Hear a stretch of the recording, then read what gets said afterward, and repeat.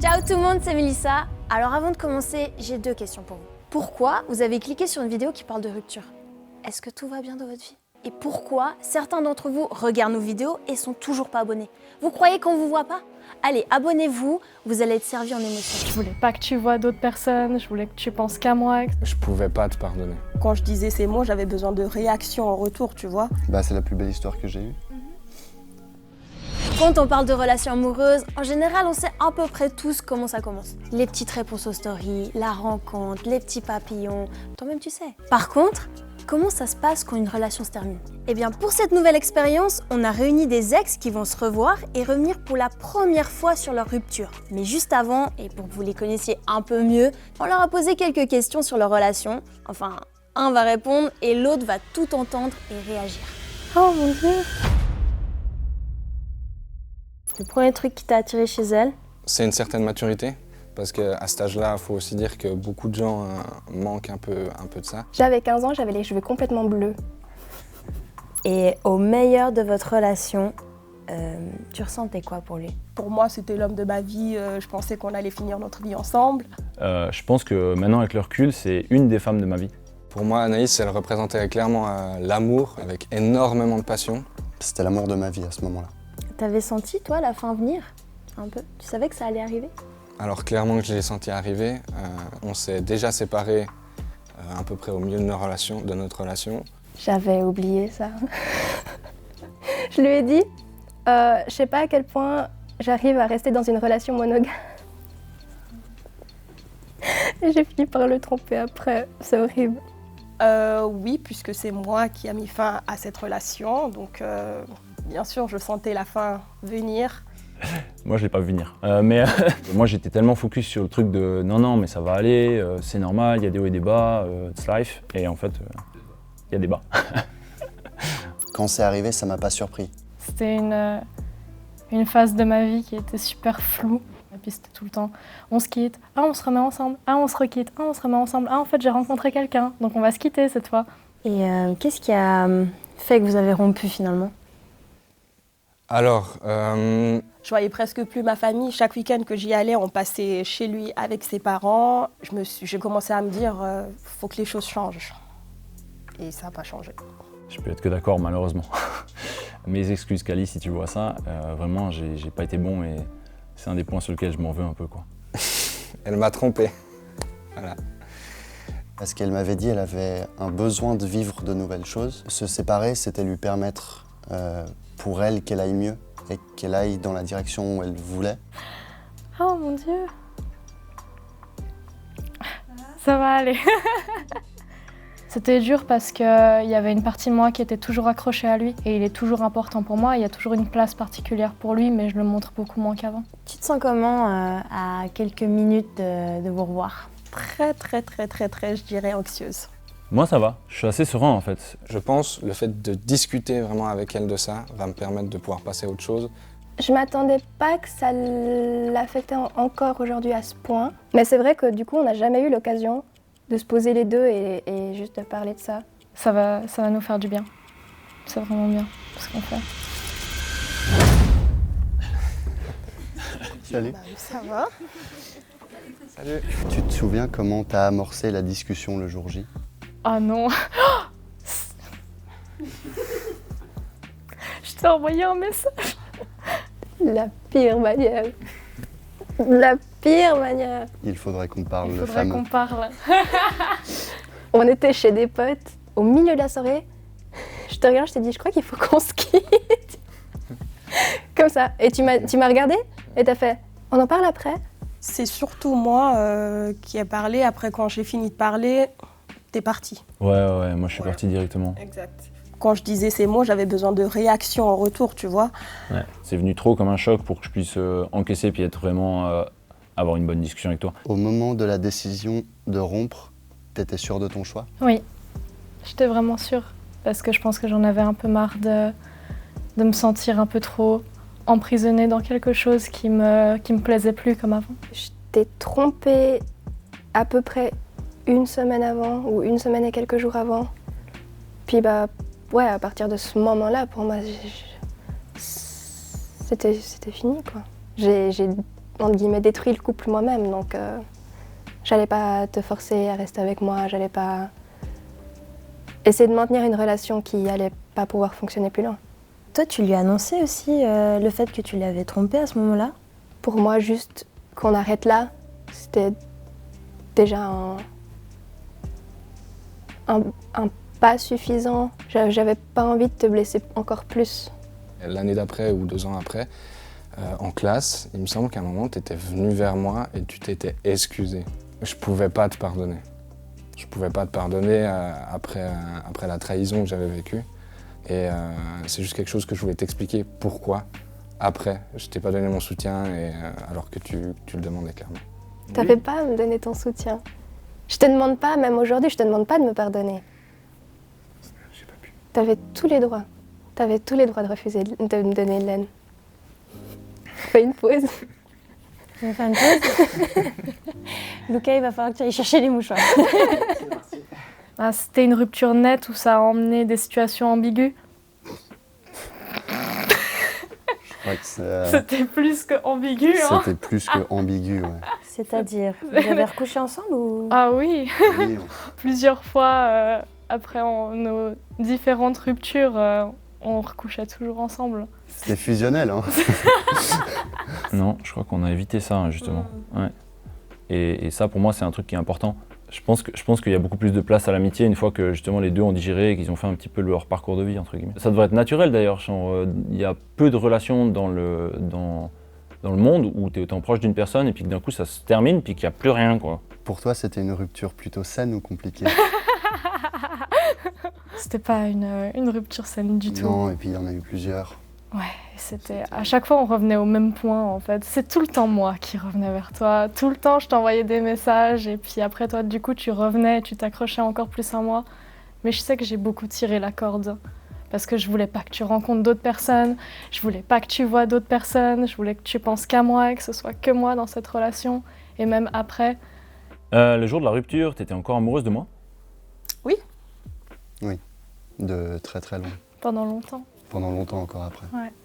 Je pense que tu le sais toujours, j'étais amoureuse de toi, mais tellement amoureuse. Puis le but, c'était de te faire réagir en vrai, de vrai. C'était pour lui faire réagir, mais j'ai pas eu cette réaction. Et du coup, je me suis dit, peut-être que j'ai fait le bon choix. Ah, punaise, pardon. Oula. T'inquiète. Et toi, Emma? J'étais encore amoureuse au moment de la rupture. Et ensuite, ça s'est estompé un peu plus chaque jour. Ce qui est assez fort, c'est que vous dites que vous étiez amoureux encore. Du coup, pourquoi est-ce que vous vous êtes quittés? Je pouvais plus. Ouais. Je pouvais plus me voir dans une relation avec toi. Il fallait que je rencontre d'autres personnes et puis que je puisse grandir avec d'autres personnes de mon côté parce que j'avais pas envie de rester toujours la même Emma de quand j'avais 16 ans. Je pense que d'une certaine manière, j'ai jamais arrêté de t'aimer. Après, je pense que cet amour, il a plus évolué. Maintenant, c'est complètement platonique. C'est juste, pour moi, t'auras toujours ta place dans mon cœur. Qui a le plus morflé après la rupture, toi ou moi?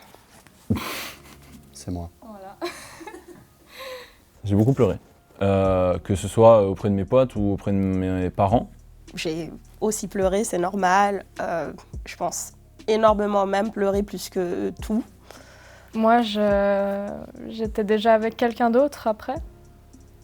C'était justement cette envie-là de voir autre chose. Mais c'est toi qui as le plus souffert et je le sais. Parce qu'on me l'a rappelé, je pense, tous les jours de ma vie, que moi j'étais la méchante de l'histoire. Il n'y a pas de méchante dans l'histoire. Au moment d'une rupture, je crois qu'il y a quelqu'un qui doit prendre la décision. Et tu as eu le rôle le plus ingrat. Et tu dois pas t'en vouloir que moi j'ai souffert. C'est la façon dont j'ai souffert, ça me concerne. Je vis les émotions d'une certaine façon. On les vit tous différemment et tu n'as aucune emprise là-dessus. Moi, c'était vraiment extrême. J'ai eu des pensées noires. J'étais dans un environnement où je vivais seul et ouais, j'ai eu des pensées obscures. Mais voilà. Est-ce qu'il y a un truc que tu n'as jamais osé me dire et que tu serais prête à me dire maintenant? Tu sais, toute l'histoire, genre je t'ai trompée, hihihi. Après, j'ai été sortir pendant 2 ou 3 ans avec la personne avec qui je t'ai trompée. Et moi, ça me fait rire parce que mon karma, il est venu tout de suite. Parce qu'en fait, cette personne, elle me battait régulièrement. Je te l'ai pas dit parce que je t'avais déjà fait assez de mal, j'avais pas envie de me prendre pour la victime encore derrière. T'avais pas à vivre ça encore. Donc, voilà. Quand je parlais de soutien avant, je me souviens qu'une fois, tu l'avais pas dit clairement, mais tu l'avais sous-entendu. Et Je me souviens. c'est aussi pour ça que, pour moi, c'est un peu compliqué, parce que c'était vraiment une situation d'urgence pour toi, clairement. J'ai quand même rien fait, et pour ça, je trouve ça un peu horrible.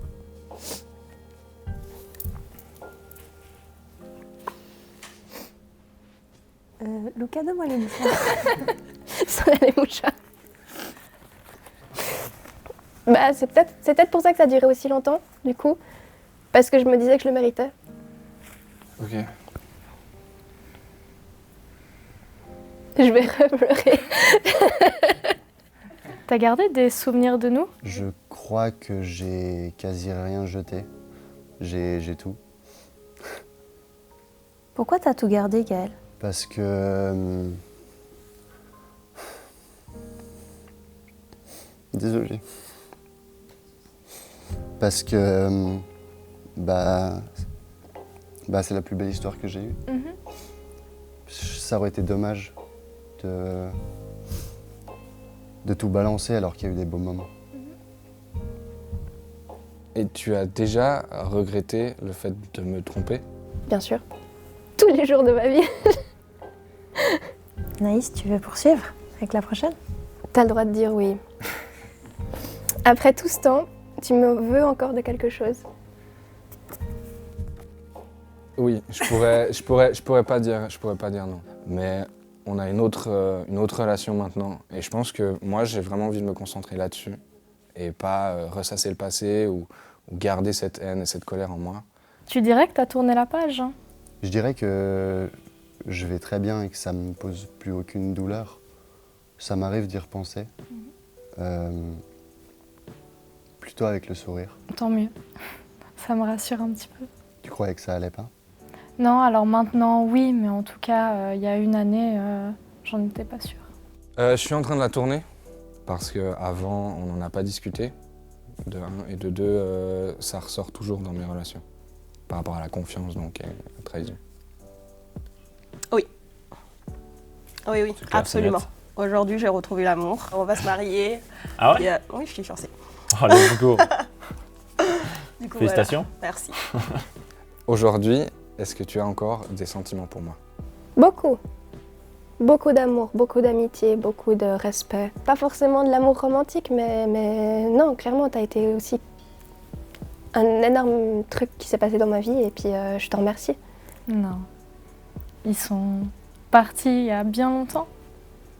Ça fait un petit moment qu'ils sont plus là et ça m'a fait du bien d'ailleurs quand ils sont partis. Et toi, Gaël, est-ce que t'as encore des sentiments amoureux pour Emma? Pas amoureux. C'est assez particulier, je dirais.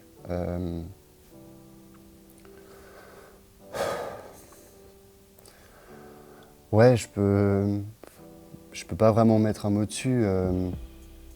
Je t'ai pas mis dans une case, que ce soit ami ou que ce soit autre. C'est spécial. Est-ce que vous me permettez de vous joindre pour faire un petit bilan? Mais bien.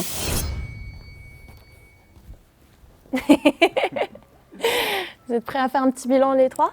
C'est quoi un petit peu votre mood après cette expérience? Personnellement, je me sens très allégé. Je me sens bien. Ouais, Je me sens mieux d'un coup. mieux, c'est vrai? Ouais, vraiment. Pourquoi vous avez accepté cette rencontre et cette confrontation? Je trouvais ça super intéressant parce que c'est hyper profond, il y a très peu de personnes qui en parlent. Même des fois, entre potes, on n'exprime pas tout. Et je pense que c'est chouette de montrer aux gens qu'on peut avoir une relation amicale après une rupture douloureuse en plus. Pour vous, cette relation et même cette rupture, ça vous a changé? Vis-à-vis des futurs couples que j'ai eus, ça m'a fait beaucoup réfléchir à chaque fois. Quand j'avais un problème, j'allais discuter tout de suite. Ah oui. Complètement. Ouais. Ça m'a énormément solidifié. J'ai l'impression d'être un peu immunisé contre La souffrance. un peu. Si c'était à refaire, est-ce que vous changeriez quelque chose dans la manière dont vous êtes quittés? La manière dont ça a été amorcé, notre rupture, j'aurais voulu que ce soit différent. Parce que j'aurais voulu en fait qu'on ait une réelle discussion plutôt que tous les deux en fait on s'est pas crié dessus, hein, mais qu'on a tout fait sortir d'un coup et puis qu'on s'est mis à pleurer. J'aurais essayé de discuter plus, de lui faire comprendre mes besoins que de faire ma tête de mule et de prendre ma décision et basta. C'est comme ça, on était jeunes, on a fait nos décisions, on a fait nos choses. Je suis plus OK avec comment ça s'est passé en fait actuellement. J'ai le droit de dire ne pas le tromper. De mon côté, je dirais être peut-être plus franc envers moi-même et dialoguer en fait avec la personne, parce que ça sert à rien de s'imaginer des choses dans la tête et de rester accroché dessus en fait. Les amis, après ces 3 histoires, j'aimerais bien entendre la vôtre. Je vous ai mis en description les questions de ce face-à-face. Choisissez celle qui vous parle et répondez-y en commentaire. Je compte sur vous pour vous abonner à la chaîne de Tataki. On est bientôt 250 000, c'est trop lourd. Likez, envoyez cette vidéo à votre ex et moi je vous retrouve dans un prochain épisode. Bye!